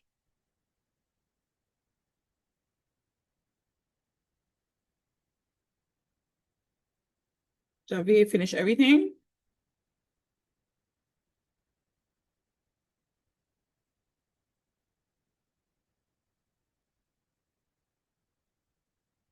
Yeah, finish everything? All right. So we're just waiting for everybody to touch up, finish up quickly.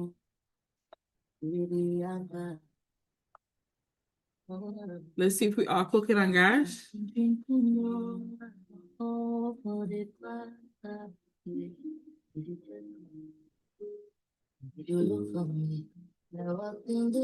Eight 41, 841. I don't, the pen kind of slanted. It says 841.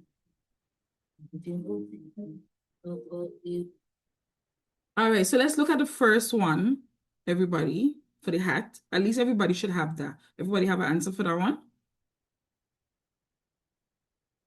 What y'all get?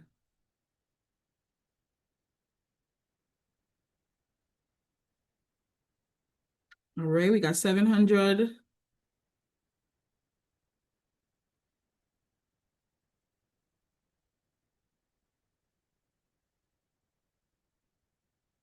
Anybody else?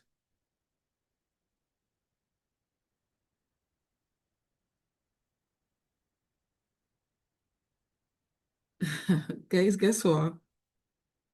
Everybody wrong. Remember I tell y'all this before. I told y'all this before. Y'all ain't paying attention to the details. If you make a loss, if you make, and so simple this is, you made a loss. That means your SP would be smaller. So that means your CP must be bigger than what? The 850. How do you get a bigger value by doing what? Add in. Tell me if you see what's going on now. You see what I was talking about when I say attention to details? And that's why sometimes when you see questions, I want you to think about it in a real way. Not just look at it as numbers. So if you look at it as just numbers, you're gonna be like, oh, let me subtract. No. If you know you make a loss, it means that your SP must be smaller than your CP. So what are we supposed to do with the two numbers? Everybody add. So your answer is 1,000. Everybody see what I mean now? Hello. So what is the percent now? What's the percent? What's the percent? So I hope you're paying attention to the details because this is easy. This is just addition and subtraction. That's not what we're focusing on. We're focusing on your attention to details. So what should we have here? We should have 150 over 1,000, right? Times 100. That should give us, yes, 15%. Very good. I want everybody back check the next one to make sure you have the right thing, please. Back check your answer for the stove. Make sure that your values reflect what it is. If it was a loss, if it was a profit, check it. If you feel confident enough and you want to share your answer, because I must am proud of everybody for sharing your answers, because that's how we learn. Mistakes is how we learn, okay? So you never be afraid to share, even if you're not sure. What is my SP for the stove?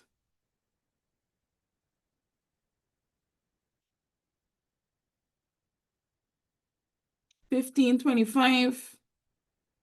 1525 across the board. Everybody, what we think? We 100% confident?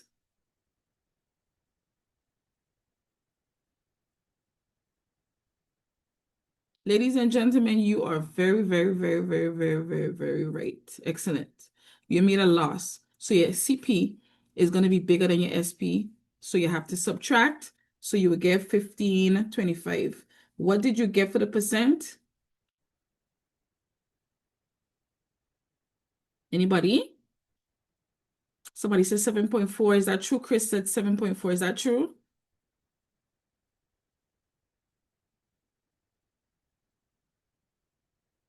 or 4.7? Which one is it?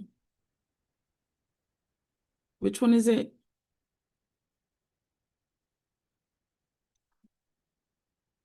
Let's go, everybody. Everybody got calculators. Everybody should be able to verify for me. And those who have different things could check over again. What numbers should we have here?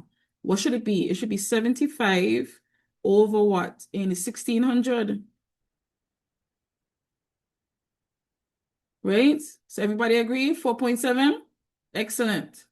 Next one. What is the bag? What is the value of the bag?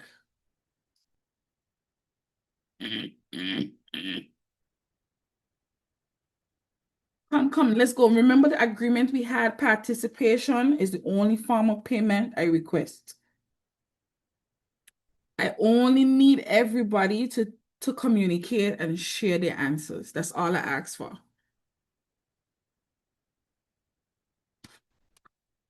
Anybody else? Are you sure?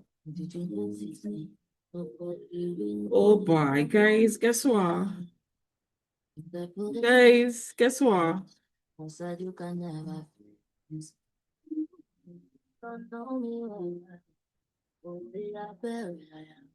The answer is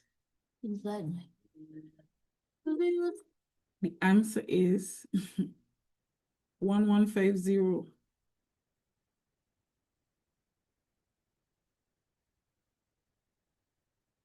How is it 1150 and not 1350? Let's talk about it.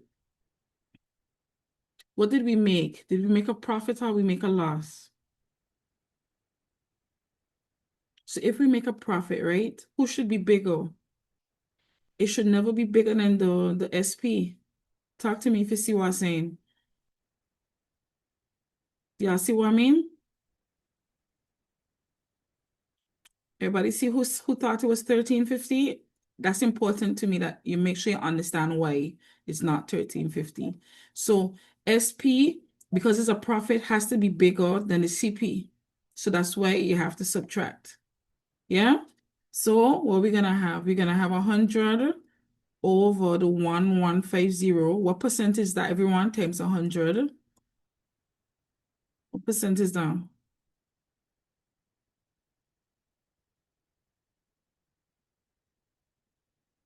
What happening, guys? What happened? Why are we taking so long to tell me? 8.7? Excellent job. Thank you very much. Let's go. The last one. Everybody can get the last one right. So this was 841. We made a profit. So what is the value of the CP?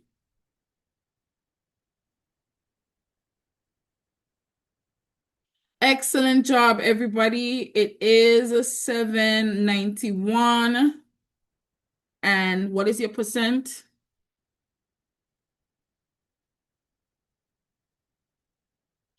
No, I need you to tell me something. Let me see here. 2, 4, 6, 8, 10. So out of the 10, be honest with me. If you don't want to share, that's fine. But I think this is a safe space. How much y'all got out of the 10?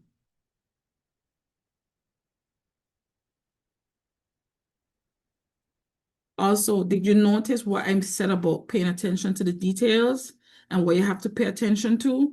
You always assess your information before you make a final decision, right? That's no problem, Lovey. Not bad, not bad, not bad, not bad. All right, guys. So just to reflect on what we did today. So we went through the assignment that I sent, and then we started consumer. We focused on being able to manipulate and use different forms of percentages. We also started what? Profit and loss. So my hope for next class, to be honest, I think I want to finish consumer first, and then we go back into the stuff with number theory. But today was a pleasure for me. How was class for you guys? Overall feedback. Was it good? You felt like you learned something? Was it, engaging? Because, online is be hard to teach online, to be honest. I can't see your facial expressions. I can't see what y'all rating. But it was good, mate. Oh my God, yes, you totally get me. We could go for a cup of tea. Oh my goodness, thank you. I wish I was your teacher as well, but I'm glad I get to teach you now. Awesome. So this is now based on your understanding, based on what you feel like you're leaving class learning. Out of 10, how do you feel about everything we did in class? Do you feel like 10 out of 10, like you understand everything, like you feel like you're coming back next week? Like how you feel? Like you feel like it was beneficial?